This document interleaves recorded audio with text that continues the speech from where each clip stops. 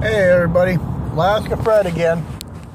Yeah, that last video I put up, that was nuts. Had well, actually it was a total of 3 videos I put up, but all for the same setup. I've come to the conclusion that a lot of videos on YouTube of the how to do are how not to do it. That's got to be it. Oh, man. That was a headache and a half. But I got the job done. Good to go. And whatnot. New faucet in there. But I figured out that if I ever build a house, mind you, I'm going to build, when I build my motorhome, it's going to be set up this way. It's going to be set up easier. But if I ever build my own house, the sink is going to be accessible from the backside, to where I don't have to crawl underneath the counter to fix a problem like that. No, I ain't doing that again. Oh no. Yeah. That there was absolutely no room to do nothing underneath that counter. And when I almost had to be a contortionist in order to get that those pipings back in, and that was just downright crazy. But it had to be done, and I wasn't about to pay somebody else to do it. But you know, all that being said, yeah, oh man, I wore myself out, you know, twisting myself in a contortionist form and everything. And, you know, now I'm going bowling. Yeah, we're only talking like 4 or 5 hours of downtime. Now I'm going to go bowling. But, yeah, hopefully twisting myself in contortionist forms isn't going to affect my bowling. I mean, I don't have the best average in the world when it comes to bowling. Nah. I think the last time I checked my average was, I think I'm 134, and that's what I think my average is. But yeah, I could be wrong. I haven't checked my average in forever. But you know, I don't go bowling to, you know, to really go, hey, I'm so good. No, I go bowling because it's fun. It's something to do. You know, that way I'm not stuck at the house all the time. And why not? And actually, this will probably be the last year I go bowling for a while. Now, there's a possibility if I, you know, come back in Anchorage on a bowling night, you know, if I know I'm going to be in Anchorage next year, I'll make certain I got my bowling ball and my bowling shoes with me. Just because you never know when a substitute might be needed. And, you know, and even if I don't bowl on those nights, I can come visit with my sister and whatnot, because she bowls every year. That works. She's on my team. But yeah, I think I need new tires on these trucks. This feels weird driving. But that's beside the point. But yeah, I'm just, like I said, I'm wore out, but I'm not going to avoid going bowling, because I like to go bowling, so I'm going bowling. Yeah. So I just thought I'd click it on, talk a little bit, let you drive with me. Can you believe to get from one end of Anchorage to the other end of Anchorage is exactly 10 miles by way of crow flying. So, or raven flying. However you want to look at, however you want to word that. You know, up here in Alaska, we don't have crows. We have ravens. Now, I know down in lower 48, you have what's known as crows. I don't know what they have in other countries. But a blackbird's a blackbird. I think they're all the same bird, just a different location, calls for a different name. But as I was saying, 10 miles as the crow flies from one end of town to the other. So you got to figure if it's 10 miles in a straight line,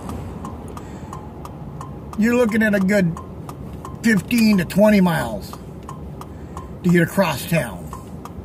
That's not taking shortcuts and whatnot. That's just taking the main roads and whatnot. But, well, I live, I don't know, halfway? Yeah, maybe a little bit further than halfway from where I go bowling. For if you want to look at it as a crow flies and whatnot. But, you know, it's crazy. We only have 2 bowling alleys in Anchorage, and I pass one of them to go to the other one to go bowling. But, it happens. Starting to lose sight of what I'm talking about. But yeah, so I'm gonna go bowling. Be nice to see, be nice to go check on another bus, but lately all I found is there's those 2 buses that people had up for sale. One bus was in a church parking lot, the other one was up for sale, but the guy wanted like $6,000 for it, and it needed $2,000 worth of work just to make it roadworthy. No. I mean, I'm not expecting to spend an arm and a leg to convert the bus into a motorhome.